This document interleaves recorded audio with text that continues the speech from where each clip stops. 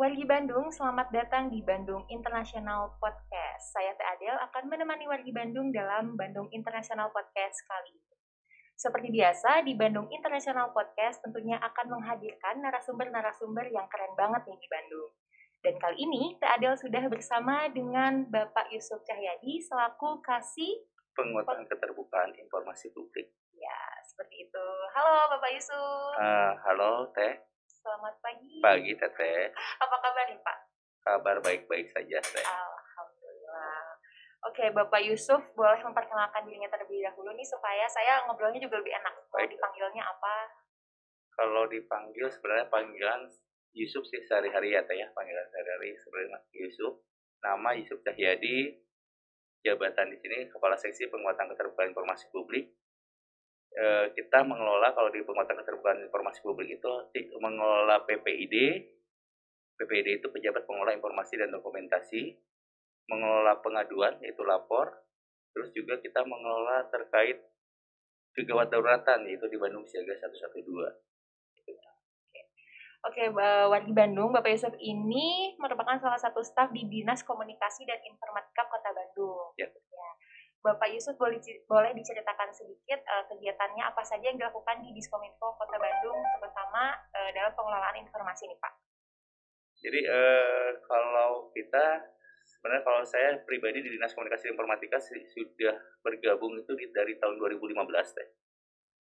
Jadi kalau kita berbicara pengelolaan informasi di Kota Bandung, sebenarnya kita dari tahun 2015 kita sudah konsisten untuk menjamin Undang-Undang Nomor 14 Tahun 2008 terkait keterbukaan informasi publik. Yang dimana kita setiap tahun kita membuat yang namanya surat edaran dari pimpinan, dari Pak Setda, itu selaku atasan PPID untuk tiap-tiap SKPD memilah mana data-data informasi yang boleh dibuka sama yang tidak boleh dibuka. Dan juga kita melayani, sehari-hari kita melayani pengaduan, melayani juga kegawat daruratan. Jadi kegawat daruratan ini operator call centernya kita stay di 24 jam, tidak mengenal hari libur dan tidak mengenal jam. Walaupun orang mungkin kadang-kadang mungkin teman-teman di sini juga kadang-kadang sedih ya Teh ya. Pada saat orang-orang lagi merayakan hari raya Idul Fitri, tapi kita tetap melayani warga Kota Bandung di Bandung Comment Center. Seperti itu, berarti 24 jam untuk warga Kota Bandung. 24 jam. 24 jam, seperti itu. Tadi di awal Pak Yusuf sempat mention kalau di Bandung Comment Center ini ada account-account ya Pak, ada seperti PPID, lalu lapor. Itu tuh bentuk informasinya seperti apa aja sih Pak? Apa yang membedakan antara informasi-informasi yang dibagikan? Jadi informasi-informasi dari PPID itu sebenarnya kan kalau ada pengklasifikasian informasi ya Teh, pengklasifikasian informasi yang dimana klasifikasi informasi itu ada daftar informasi setiap saat, serta merta, berkala, dan dikecualikan. Nah, yang dikecualikan ini tidak kita posting Teh, tapi kita tutup karena itu informasi yang sifatnya rahasia. Informasi serta merta itu seperti kita menayangkan di medsos, itu di Instagramnya PPID atau Instagramnya teman-teman di Bandung Go ID atau di Instagramnya Bandung Siaga 112. Seperti contoh CCTV, kita melihat kemacetan, kita memperingati kalau misalkan ada turun hujan, takutnya mereka terjatuh atau seperti apa, itu informasi serta merta, misalkan terkait bencana alaman, terus terkait data COVID, itulah informasi serta merta. Nah, untuk informasi berkala setiap saat dan serta merta ini kita masukkan dalam website juga Teh. Jadi di website ini kita ada website Bandung Go ID, ada website PPID, dan ada website Open Data. Nah, jadi kalau perbedaannya itu pada saat di Bandung Go ID itu kebanyakan sebenarnya itu beritanya banyak ke umum. Banyaknya ke umum, untuk data-datanya masih umum. Kalau untuk di PPID itu kita pemecahan, langsung dipecah mana yang berkala, mana setiap saat, mana serta merta. Kalau di Open Data sudah tidak lagi, tapi mereka sudah berbentuk dalam format CSV. Berbentuk format CSV, karena kenapa formatnya harus CSV? Karena biar gampang untuk diambil oleh para peneliti-peneliti untuk dibuat statistiknya. Itu aja perbedaannya sih. Oke Pak, tadi kan ada beberapa website yang membedakan, isinya juga berbeda. Apakah sebelum dibuat website tersebut ataupun pengolahan informasinya dilakukan dulu research terlebih dahulu siapa publiknya dan siapa yang biasanya melihat website tersebut? Kalau untuk riset ada teh, untuk riset kita tiap tahun ada. Terus juga kuesioner kepada teman-teman masyarakat, kepada masyarakat warga Kota Bandung tentang terkait kepuasan. Karena kan buat apa ada website, buat apa ada medsos, tapi kalau masyarakatnya tidak puas, terus masyarakatnya tidak melihat, jadi kan seolah-olah berita yang kita buat itu jadinya hanya sebuah sia-sia lah ya teh, kerja-kerja itu jadi sia-sia. Dan alhamdulillah untuk sampai saat ini untuk yang kunjungan ke website Bandung Go ID itu, kalau kita lihat dari rata-rata statistik per harinya itu kurang lebih ada 1.000 teh kunjungannya. Untuk di PPD 350 lah. Karena kita buat statistiknya itu kita countkan gitu. Jadi kita bisa melihat berapa sih jumlah kunjungan statistiknya. Terus berapa juga kita karena kita ada dari Kementerian Kemenpan RB juga, kita harus membuat IKM, indeks kepuasan masyarakat. Jadi tiap tahun juga kita membuat IKM kepada masyarakat Kota Bandung. Apa-apa aja yang harus dirubah. Makanya sekarang kan website Bandung Go ID kita lagi proses ya teh. Lagi proses perubahan layout, perubahan ini. Karena website Bandung Go ID dirasakan sudah ibaratnya sudah nggak cocok gitu loh untuk teman-teman, apalagi teman-teman milenial kan senangnya yang simple ya teh. Betul. Sedangkan di website Bandung Go ID kemarin kan masih banyak kolom yang katanya susah nih, ribet untuk nyarinya. Makanya kita lagi sedang proses, insya Allah mudah-mudahan di bulan 12 ini kita sudah bisa launching website yang baru.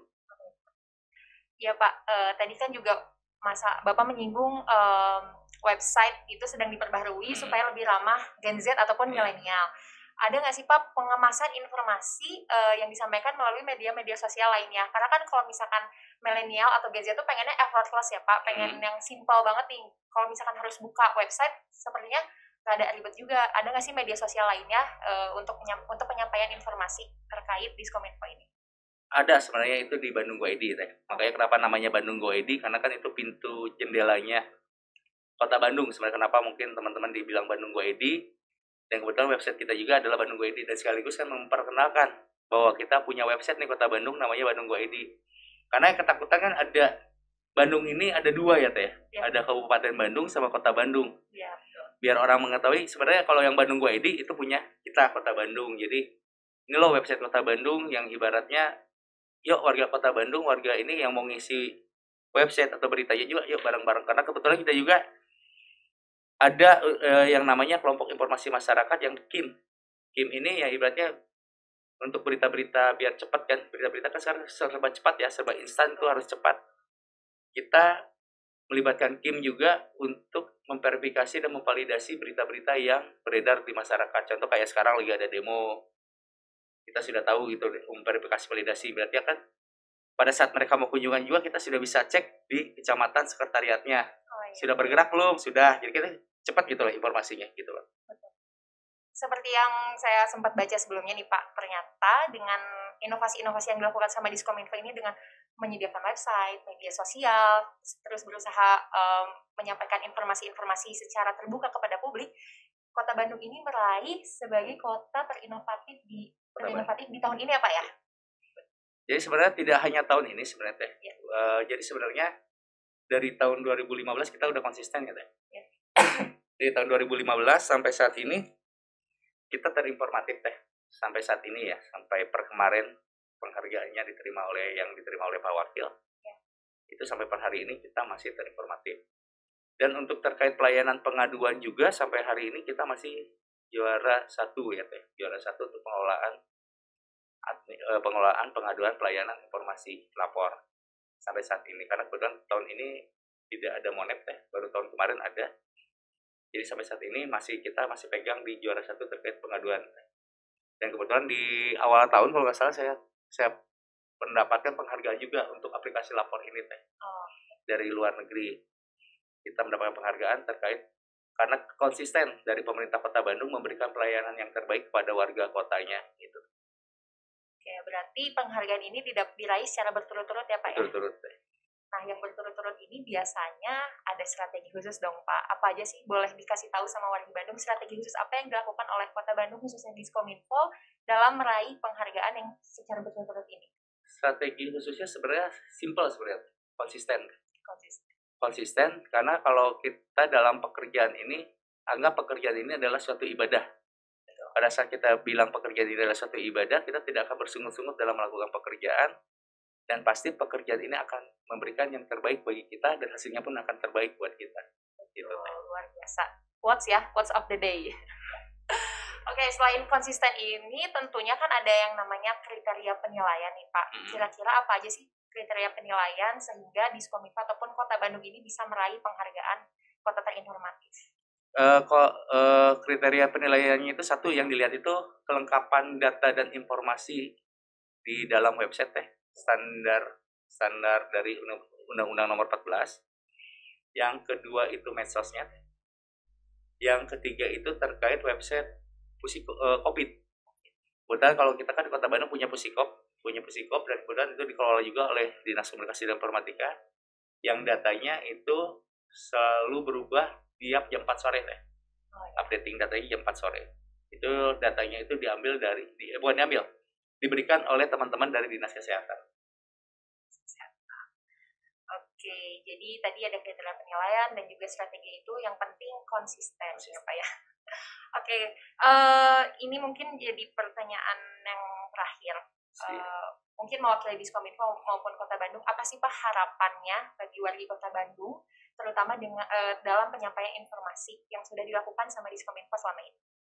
Jadi harapannya untuk warga Kota Bandung sebenarnya memakai data dan informasi itu untuk keperluan yang baik. Itu yang pertama. Yang kedua, harus membiasakan saring informasi yang sebelum mereka keluarkan di medsosnya mereka. Karena yang berbahaya itu kadang-kadang masih banyak masyarakat yang hanya membaca judul tapi tidak membaca isi. Betul. Karena budaya literasi di kita tuh masih kurang. Yang sehingga hoax itu menjadi budaya sekarang. Nah, itu yang kita inginkan agar mempermudah kita juga, menyamankan kita juga. Mari kita berangus informasi-informasi yang sifatnya hoax. Jadi itu aja sih sebenarnya. Kalau harapan warga Kota Bandung untuk saat ini. Oh, sama satu lagi terkait ini, karena kebetulan di CCTV kita juga melihat ada terkait mural-mural ya, Teh. Banyak mural-mural vandalisme. Kalau rumahnya itu atau rumah pribadi mau pandal ya mangga-mangga saja. Tapi kalau di rumah orang lain vandalisme kayaknya jangan deh. Kita jaga yang bisa jaga keindahan kita, yang jaga kebersihan lingkungan kita ya kita sendiri. Betul. Kalau misalkan kita terus membiasakan mengotori rumah kita, berarti dia secara tidak langsung mengotori dirinya sendiri. Betul. Selain merusak keindahan, tentunya juga ada beberapa tindakan hukum ya Pak ya untuk pelaku vandalisme. Jadi harus berhati-hati nih bagi warga Bandung yang melakukan vandalisme. Mungkin mereka merasanya ini kan untuk keindahan, tapi sebenarnya di balik semua itu mungkin merugikan orang lain juga ya Pak ya. Betul, karena kan belum tentu indah buat kita, indah buat orang. Betul. Oke, mungkin sekian. Terima kasih Bapak Yusuf atas informasinya yang tadi udah clear banget dijelasin untuk warga Bandung, terutama untuk saya pribadi. Semoga kedepannya Diskominfo maupun Kota Bandung bisa memberikan pelayanan informasi yang jauh lebih baik lagi dari sebelumnya. Oke, warga Bandung, itu tadi perbincangan saya Teh Adel bersama dengan Bapak Yusuf Cahyadi. Bagi warga Bandung yang memiliki komunitas maupun prestasi, silakan hubungi kami di Instagram @bandung.go.id yang nantinya akan kami undang di podcast episode selanjutnya. Saya Teh Adel undur diri, tetap menjaga protokol kesehatan dimanapun dan kapanpun. Wassalamualaikum warahmatullahi wabarakatuh. Sampai jumpa di Bandung International Podcast episode selanjutnya.